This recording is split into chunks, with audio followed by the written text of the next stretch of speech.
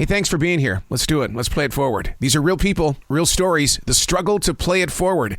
Episode number 527 is with Dale George Lytle from the group Angelus. The group's new release is The Band Played On. How you doing, Arrow? Fantastic. How about you, dude?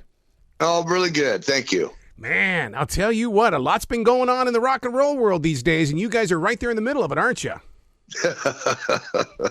Yeah, I guess so.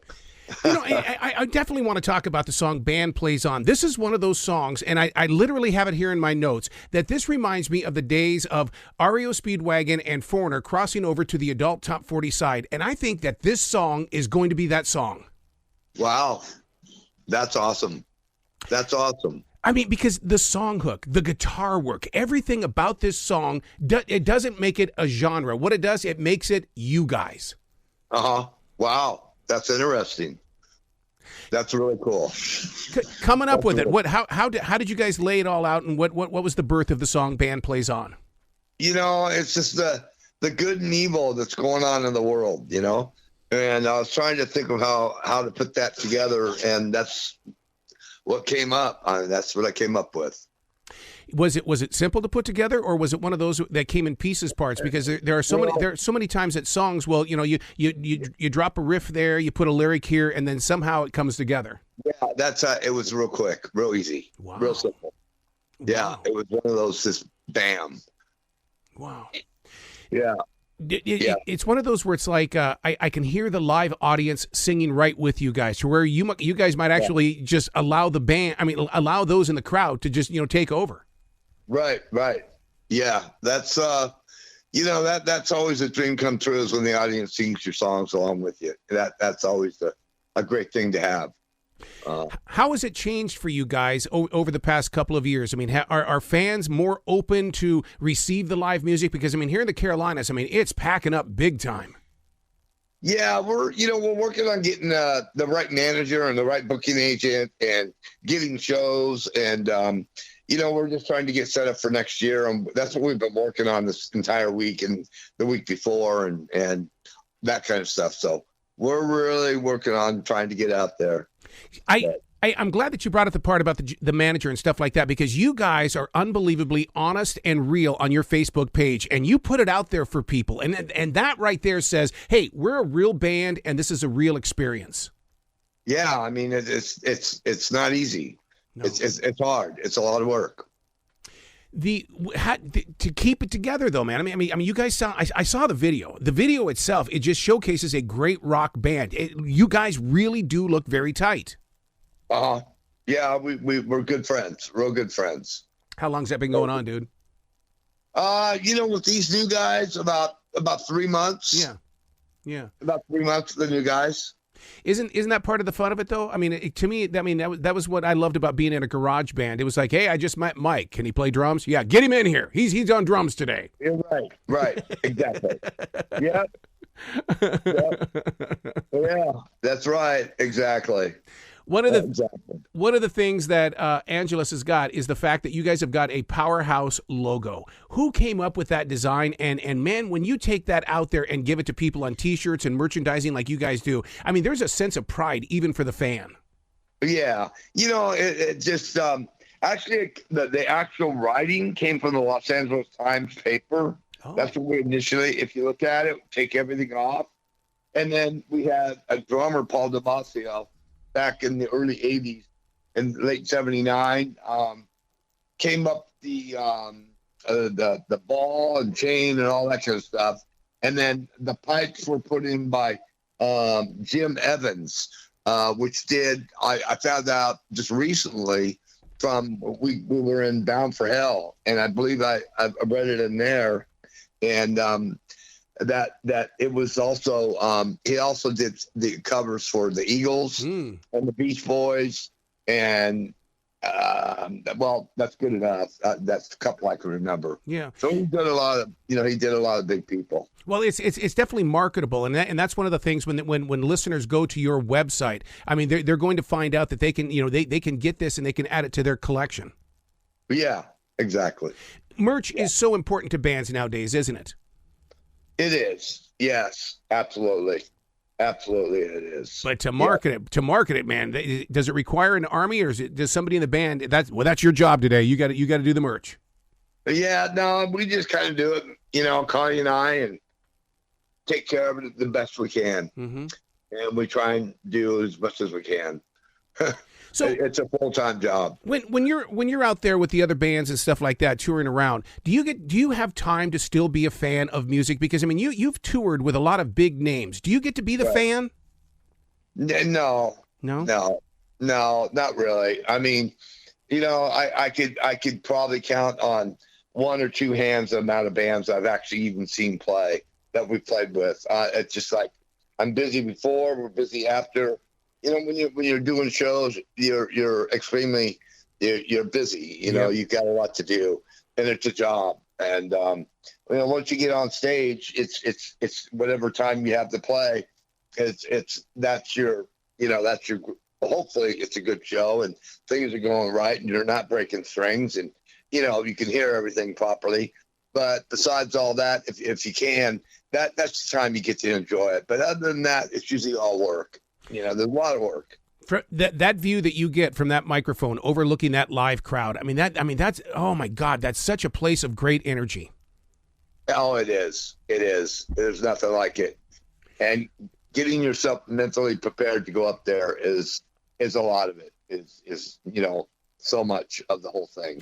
You're so right about that, because I always call it the transition period. People will look at me and they go, "Are you there?" And I said, "Yeah, I'm in transition right now," because you do go into a zone because you're getting ready to hit that live stage. Yeah, and they want it.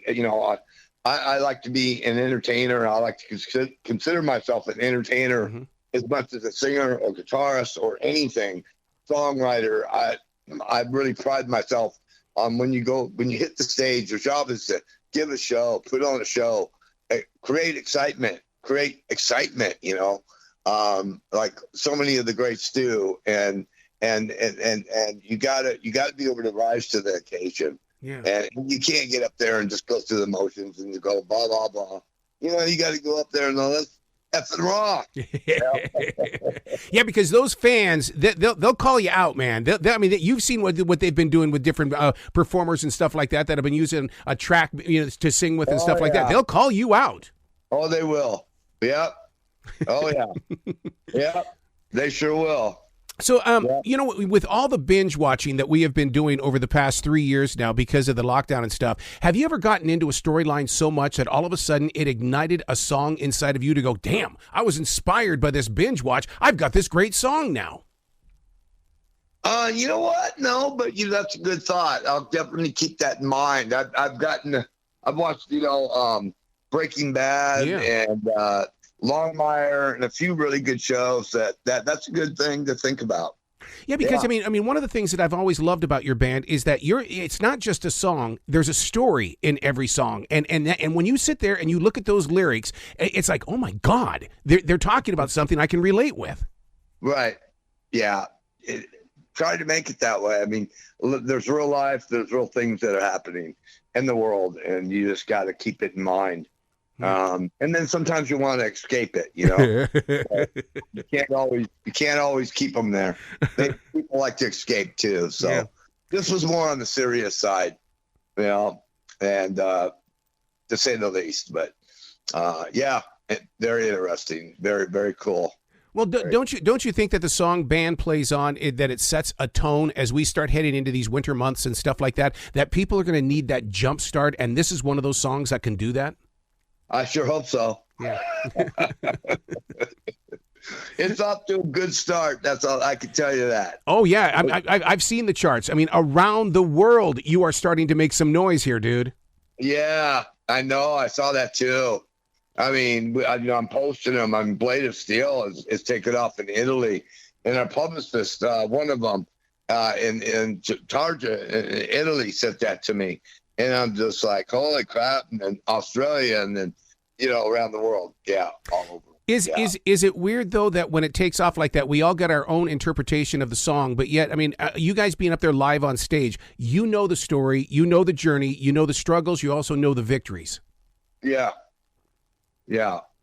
It's, you just, once you're up there, you just got to have fun. You got to try and really have fun yourself as well, because there's so much work that people don't know about. They think it's all just, this dreamland that being in a rock band, but they don't know the amount of work that goes into it. It's a 24/7 job. I mean, I literally came up with some of that part with the cross, and I'm fighting with the cross in the video, about good and evil and up and down, and it's trying to go up and it's going down, and it's going sideways. And I literally, I'm not sure if I was dreaming. I'm not sure if I was like one of those moments when you're kind of asleep when you're not. I'm not sure if I thought of it like, I know I was in bed. I think I was asleep. I think it could have been in a dream, but I'm not sure. And that's where I woke up, and I'm going, to my wife, honey, I just thought of this. I don't know if it was in a dream or if it was like in between, kind of, when you're in in inferior, where you're not quite asleep, but you're not awake. And I'm not sure if it was that stage or what, but I was like, it came to me in that kind of situation, and it was, I woke up and I said, we got to do this. And she's like, wow, but yeah, things come to me in the weirdest times and weirdest places, and I don't really know where they come from. Well, I've always believed that a creative mind never sleeps. It may rest, but it never sleeps. Oh, wow. Write that down, Connie. What? Yeah, Errol, that's awesome. A creative mind never sleeps. Oh, yeah, there you go. See, that's how it happens, Errol. Well, see, and then but that's what. Listen, when you're talking about that it's work, it's hard work and stuff like that. Right away, I had a vision that I would love to go back to my father, who told me, "Why don't you get a real job?" And it's like, Dad, why don't you do this job, and then you'll find out that it is a real job. Oh yeah, perfect. That's perfect. That I couldn't have said it better, myself at all by any chance. You said it. That's perfect. That's exactly it. Why don't you try this for a while, and you'll see what kind of job it is. Yeah, you get back to me, man. You get back to me on that. yeah. You let me know. Yeah, because it's like radio people. All these people think that they can do radio, and so then I had a general manager tell me one time. He says, "Yeah, they can do it for 1 or 2 days, but come in here 7 days a week. Let's see how well they are on the 8th day." Right.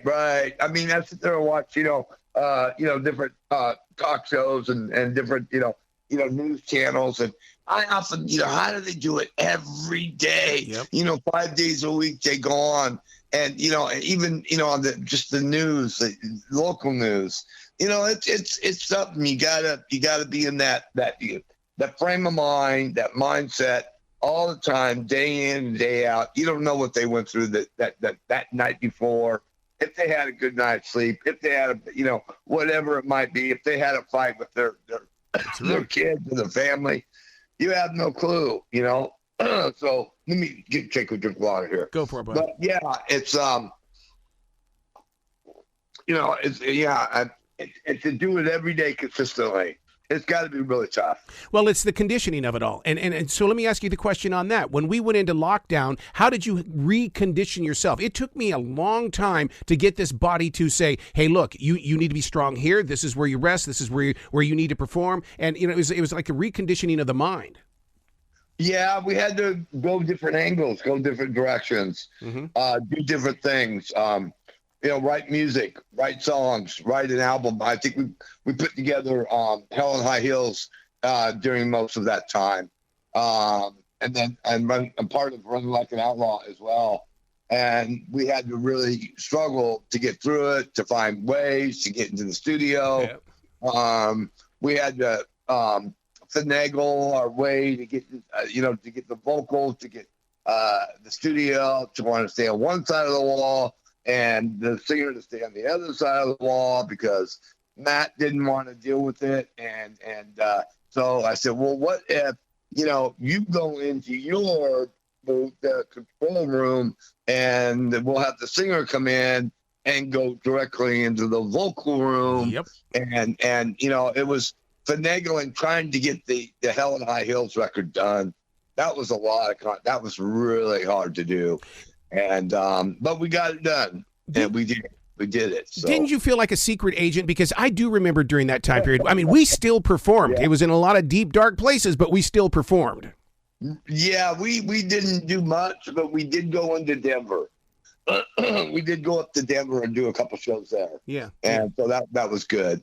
But it was hard finding places that would allow. Oh, God, it's so true. So true. Yeah, really a rough one. Oh, and you know what's going to happen is that one day we're going to sit down with a even younger generation and explain this to them, and they're going to go, it didn't happen that way. Yes, it did. Right.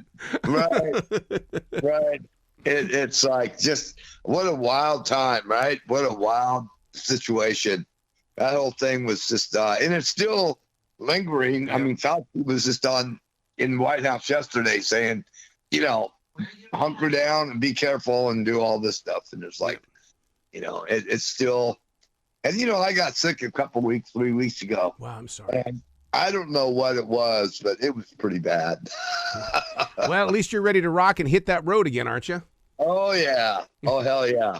Without a doubt.